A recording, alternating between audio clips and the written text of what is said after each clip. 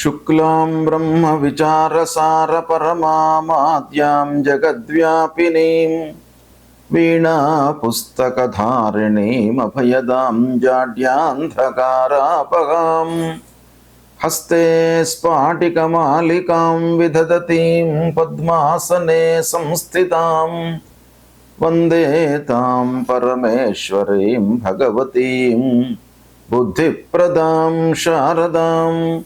శ్రీ మహాగణాధిపతయే నమః. శ్రీ మహాసరస్వత్యే నమః.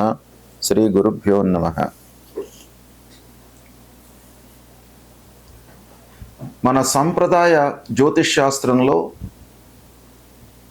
ఋషులు ఆయా గ్రహముల యొక్క కారకత్వాలను, అంటే వాళ్ళు ఇచ్చేటువంటి ఫలితాలను ఆధారంగా చేసుకొని రెండు రకాలుగా గ్రహాలను విభజించినారు. ఒకటి శుభగ్రహాలు అని, రెండవది పాపగ్రహాలు అని, లేదా క్రూరగ్రహాలు, సౌమ్యగ్రహాలు అనేటువంటి విభాజన చేసినారు ఋషులు. అయితే క్రూర భాను తమ శని ధ్వజకుజాహ అన్నారు. అంటే క్రూరగ్రహాలు సూర్యుడు, అంగారకుడు, రాహువు, కేతువు, శనీశ్వరుడు. ఈ గ్రహాలు క్రూర స్వభావాన్ని కలిగినటువంటి వాళ్ళు. అంటే వాళ్ళు ఇచ్చేటువంటి ఫలితాన్ని ఆధారంగా చేసుకొని ఆ గ్రహాలను క్రూరగ్రహాలు, పాపగ్రహాలుగా విభజించినారు. అదేవిధంగా శుక్రార్య సౌమ్యేందవ, శుక్రుడు, గురువు, బుధుడు, చంద్రుడు ఈ గ్రహాలు సౌమ్య గ్రహాలు. అంటే వాళ్ళు ఇచ్చేటువంటి ఫలితాలు కూడాను సౌమ్యంగా ఉంటాయి, మనకు శుభప్రదంగా ఉంటాయి. అయితే ఈ క్రూరగ్రహాలు ఇచ్చేటువంటి ఫలితాలు మనకు కొంత ఇబ్బందికరంగా ఉంటాయి. కాబట్టి క్రూరగ్రహాల లోపల కూడాను శనీశ్వరుడు ఎక్కువ రోజులు ఉండేటువంటి గ్రహము. 2.5 సంవత్సరాలు ఒక గ్రహంలో ఉంటాడు. అదేవిధంగా 1.5 సంవత్సరాలు రాహువు ఒక రాశి లోపల ఉంటాడు. అంటే శని తర్వాత మనకు రాహు యొక్క ప్రాధాన్యత అత్యంత కీలకమైనటువంటి పాత్రను పోషిస్తుంది ఫలితాలలో. కాబట్టి రాహువు యొక్క సంచారము, రాహు ఏ విధంగా ఏ నక్షత్రాలలో ఏ రాశిలో సంచరిస్తున్నాడు, ఎప్పుడు రాశి మారుతున్నాడు, తదనుగుణంగా 12 రాశుల వారికి ఎలాంటి ఫలితాలు ఉంటాయి అనేటువంటిది చాలా ముఖ్యమైనటువంటి విషయం. రాహువు చాలా విషయాలపై ప్రభావాన్ని చూపిస్తాడు. ముఖ్యంగా రాహువు ఎంత ప్రతికూలమైనటువంటి ఫలితాలను చూపిస్తాడో అంత అనుకూలమైనటువంటి ఫలితాలను కూడాను ఆ జాతకుడికి ఇస్తూ ఉంటాడు. ఆ రాహువు ఉన్నటువంటి ఆ రాశి, ఆ రాశ్యాధిపతి, ఆ రాశిని చూస్తున్నటువంటి గ్రహాలు,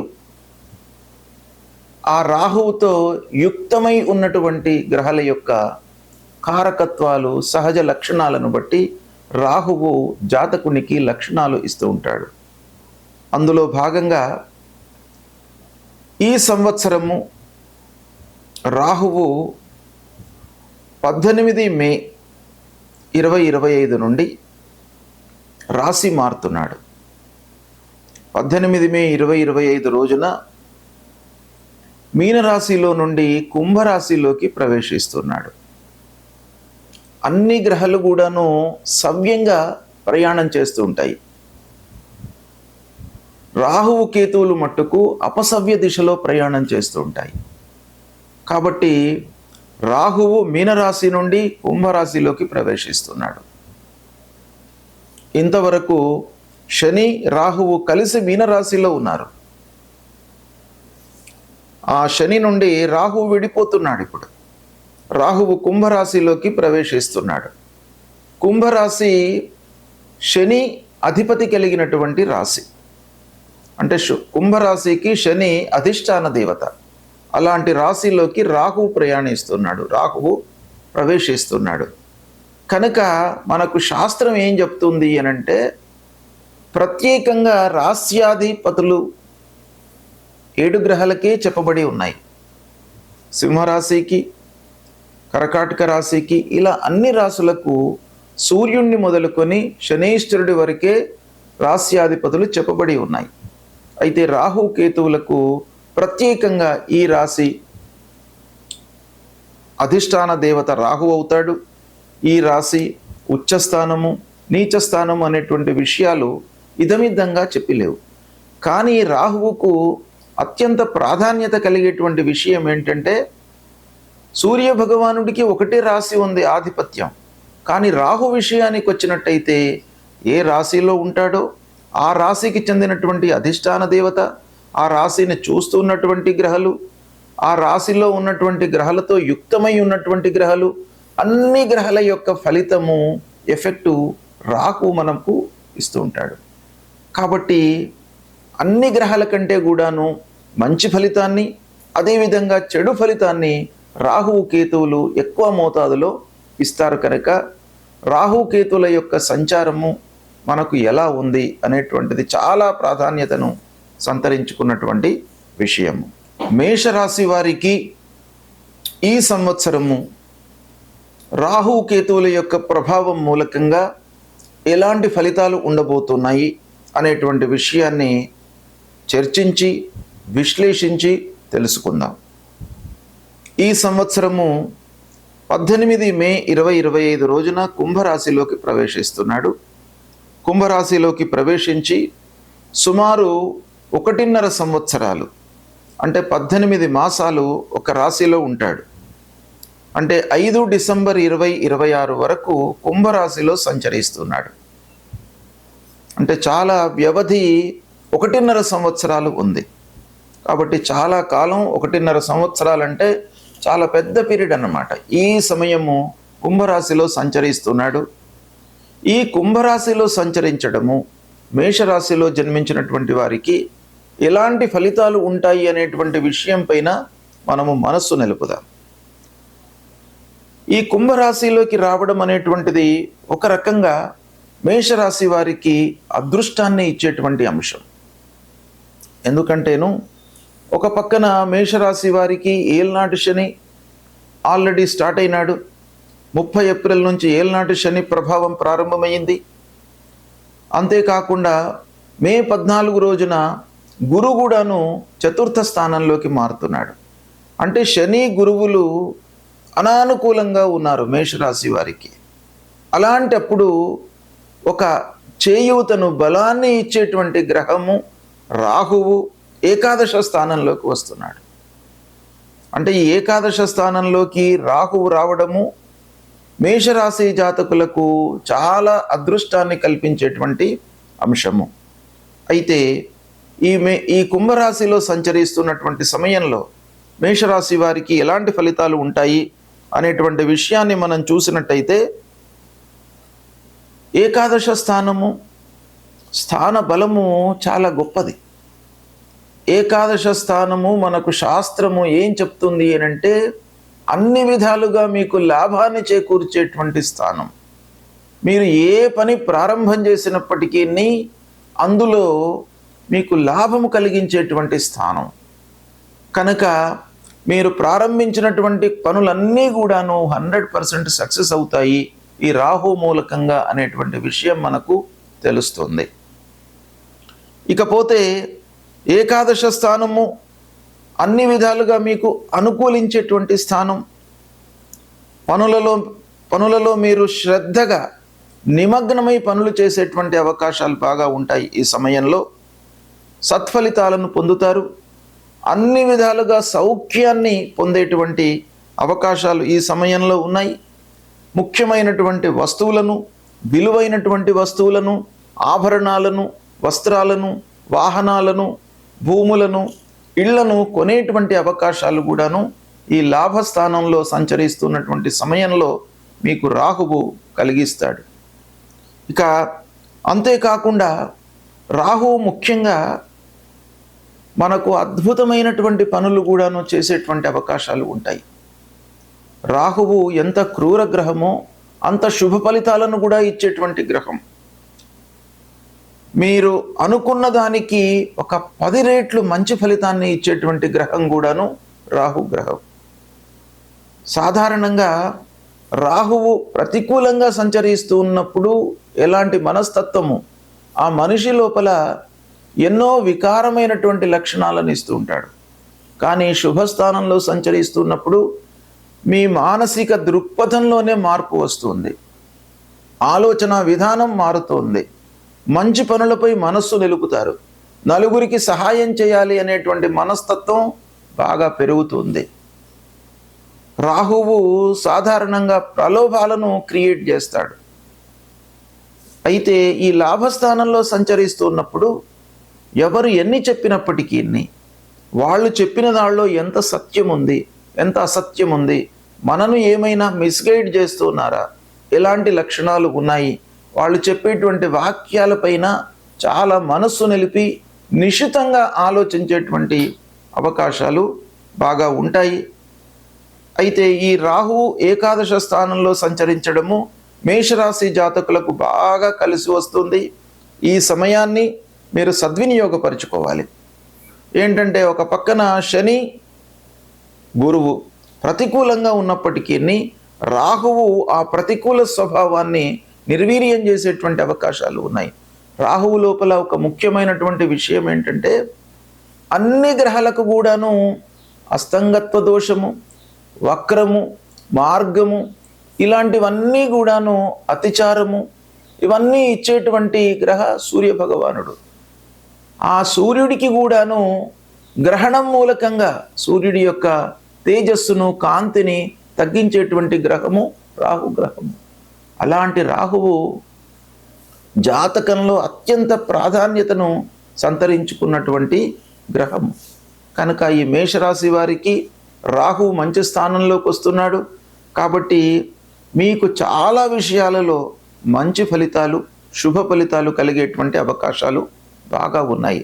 అయితే ఇదే సమయం లోపల కేతువు అంటే 18 మే 2025 నుండి 5 డిసెంబర్ 2026 వరకు సింహరాశిలో సంచరిస్తున్నాడు కేతువు. అంటే సూర్యుడు అధిష్టాన దేవతగా కలిగినటువంటి ఆ సింహరాశిలో కేతువు సంచరిస్తున్నాడు. పంచమ స్థానం అవుతుంది మేషరాశి వారికి.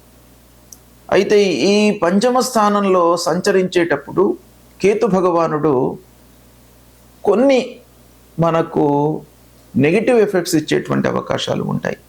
ఏ కార్నర్స్లో మనకు నెగిటివ్ ఎఫెక్ట్స్ ఇవ్వచ్చును అని అంటే వీళ్ళ చదువు విషయం లోపల మీరు జాగ్రత్తలు తీసుకోవాలి. అందులో కొన్ని ఆటంకాలు కానీ ఆర్థికపరమైనటువంటి సమస్యల మూలకంగా వాళ్ళ చదువు, ఉద్యోగము ఇలాంటివి కొన్ని డిలే అయ్యేటువంటి అవకాశాలు ఉంటాయి. తర్వాత ప్రయాణాలు వృధా చేయవలసినటువంటి స్థితి ఏర్పడము, అనవసరమైనటువంటి ప్రయాణాల మూలకంగా ఖర్చులు ఇలాంటి ఫలితాలు ఇస్తుంటాడు. చిన్నపాటి అనారోగ్య సమస్యలను కూడాను కల్పిస్తాడు. అయితే ఇవి రాహువు ఓవర్లాప్ చేస్తాడు. అంటే రాహువు కూడాను మనకు మంచి స్థానంలో ఉన్నాడు కాబట్టి కేతువు మూలకంగా ప్రత్యేకంగా ఈ కార్నర్స్లో కేతువు ప్రభావాన్ని చూపించినప్పటికీ కొన్ని కామన్ పాయింట్స్ అనేటివి ఉంటాయి రాహు కేతువులకు సంబంధించినటువంటివి. కొన్ని అలసట ఇవన్నీ రాహు మూలకంగా వస్తుంటాయి. చిన్నపాటి అనారోగ్య సమస్యలు కేతు మూలకంగా వస్తుంటాయి. కాబట్టి ఈ అలసట, అనారోగ్యం అనేటువంటిది మనకు కంబైన్డ్ ఫలితం కాబట్టి రాహు బాగా ఉన్నప్పుడు కేతువు ఇచ్చేటువంటి దుష్ప్రభావాన్ని కూడాను తగ్గించే అవకాశాలు ఉంటాయి. భార్యా పిల్లలతో చిన్నపాటి మనస్పర్ధలు ఉద్భవించే అవకాశాలు ఉన్నాయి. ఈ విధంగా రాహువు మరియు కేతువు ముఖ్యంగా మేషరాశి వారికి అద్భుతమైనటువంటి ఫలితాలను రాహు ఇవ్వబోతున్నాడు. 11వ స్థానంలోకి ప్రవేశిస్తున్నాడు. 1.5 year వరకు ఉంటున్నాడు. కాబట్టి ఈ సమయాన్ని మీరు సద్వినియోగపరుచుకున్నట్టయితే, కొంత శ్రమించినట్టయితే ఆ శని గురువుల మూలకంగా ఉద్భవించేటువంటి దుష్ప్రభావం దూరమవుతుంది. రాహు మీ లోపల ఒక శక్తి సామర్థ్యాలను మీ లోపల కల్పిస్తాడు. కాబట్టి రాహు విషయం లోపల మీకు చాలా మంచి జరుగుతుంది, శుభ ఫలితాలు ఉన్నాయి. ఈ సమయాన్ని సద్వినియోగపరచుకోండి. రాహువు కేతువులు ప్రతికూలంగా సంచరిస్తున్నప్పుడు మనము తప్పకుండా భగవంతుడి యొక్క అనుగ్రహం కొరకై పరిహారాలను చేసుకోవాలి. పరిహారాలను చేసుకుంటూనే మన చేతిలో ఉన్నటువంటి కర్తవ్యాలను అంటే మనము ఏ విధంగా రెక్టిఫై చేసుకోగలము అనేటువంటి విషయం పైన కూడాను మనస్సు నిలపాలి. అంటే రాహువు కొన్ని ప్రతిబంధకమైనటువంటి ఫలితాలను ఇస్తూ ఉంటాడు, మనస్సును చంచలంగా ఉంచుతాడు. కాబట్టి మనస్సును కట్టడి చేసుకోవడానికి ఒక ధ్యానం లాంటిది, ఒక యోగా ఇలాంటివి చేసుకోవడం మూలకంగా మనము శారీరకంగా కొన్ని పరిహారాలను వాటిని కంట్రోల్ చేసుకోవడానికి అవకాశాలు ఉంటాయి. ఇక రెండవది, భగవంతుడి అనుగ్రహం కొరకై కొన్ని పరిహారాలు. మొట్టమొదలు ఏం చేయాలి? రాహువు ప్రతికూలంగా ఉన్నప్పుడు, ప్రతికూలము అనంటే జన్మస్థానంలో సంచరిస్తున్నప్పుడు, ద్వితీయ స్థానంలో సంచరిస్తున్నప్పుడు, చతుర్థం అర్ధాష్టమ స్థానంలో సంచరిస్తున్నప్పుడు, పంచమ స్థానంలో సంచరిస్తున్నప్పుడు, సప్తమ స్థానంలో సంచరిస్తున్నప్పుడు, అష్టమ స్థానంలో సంచరిస్తున్నప్పుడు, నవమ స్థానంలో సంచరిస్తున్నప్పుడు, దశమ స్థానంలో సంచరిస్తున్నప్పుడు, ద్వాదశంలో సంచరిస్తున్నప్పుడు, అంటే ప్రతికూలమైనటువంటి స్థానాలే రాహువుకు ఎక్కువగా ఉన్నాయి. 3, 6, 11 ఈ 3 స్థానాలే రాహువుకు శుభాన్ని కలిగించేటువంటి స్థానాలు. అయితే రాహుకేతువులకు ప్రత్యేకమైనటువంటి స్థితులు ఉన్నాయి. వాళ్ళు ఏ రాశిలో ఉన్నారో ఆ రాశ్యాధిపతి యొక్క అనుకూలత ఎలా ఉంది అనేటువంటిది కూడాను మనం లెక్కలోకి తీసుకుంటాం. కాబట్టి ఇన్ని స్థానాలు ప్రతికూలంగా ఉన్నాయి అనేటువంటి భయం మనకు లేకుండా మనము ఈ రాహు మూలకంగా ముఖ్యంగా జపం, రాహువుకు మనకు శాస్త్రంలో చెప్పబడినటువంటిది అర్ధకాయం మహావీర్యం చంద్రాదిత్య విమర్దనం సింహికా గర్భ సంభూతం తం రాహుం ప్రణమామ్యహం అనేటువంటి మూల మంత్రాన్ని ప్రతినిత్యం కూడాను చదువుకోండి. జప సంఖ్య ఈ రాహువుకు 18,000 సార్లు శాస్త్రంలో చెప్పబడి ఉంది. 18,000 సార్లు మీరు జపించినట్టయితే రాహువు అనుకూలించి రాహు మూలకంగా కలిగేటువంటి దుష్ప్రభావము దూరమవుతుంది.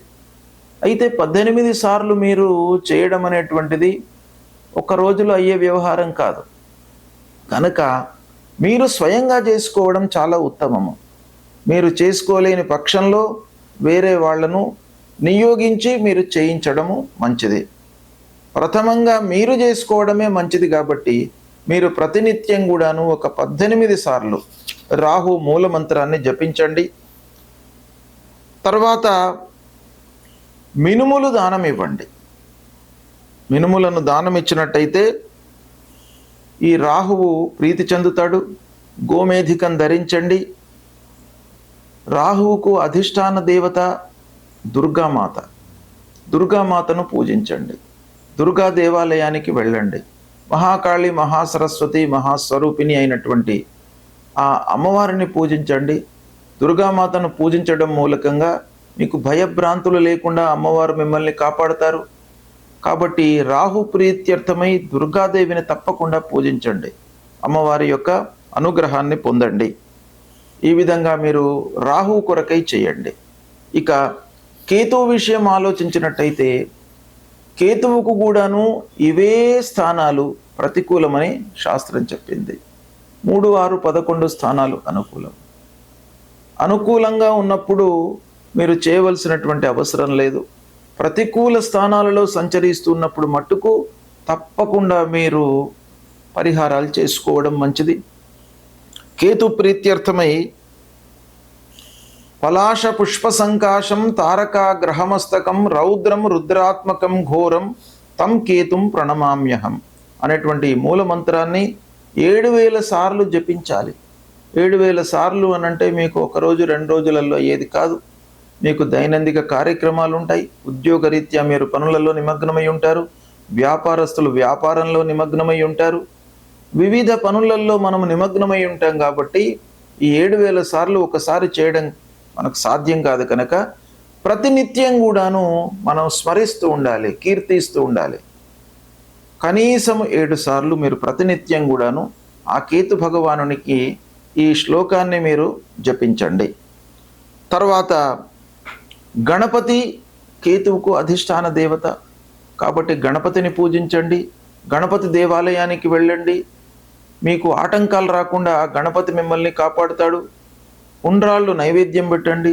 ఉండ్రాళ్ళను మీరు ఆ నైవేద్యాన్ని మీరు ప్రసాదంగా తీసుకొని సేవించండి. అప్పుడు ఆ గణపతి యొక్క అనుగ్రహం లభిస్తుంది. తర్వాత కేతువుకు ఉలువలు దానం ఇవ్వండి. తర్వాత వైడూర్యం అనేటువంటిది ఉంటుంది, ఆ వైడూర్యాన్ని ధరించండి. ఇవి చేసినట్టయితే రాహుకేతువుల మూలకంగా మనకు ప్రతికూలమైనటువంటి స్థానాలలో సంచరిస్తున్నటువంటి దుష్ప్రభావము దూరమవుతుంది. కనుక పరిహారాలు తప్పకుండా చేసుకోండి, దైవభక్తి పెంచుకోండి. ఆ దైవాన్ని, అమ్మవారిని, గణపతిని ప్రతినిత్యం కూడాను మీరు స్మరించండి, కీర్తించండి, స్తోత్ర పారాయణాలు చేయండి.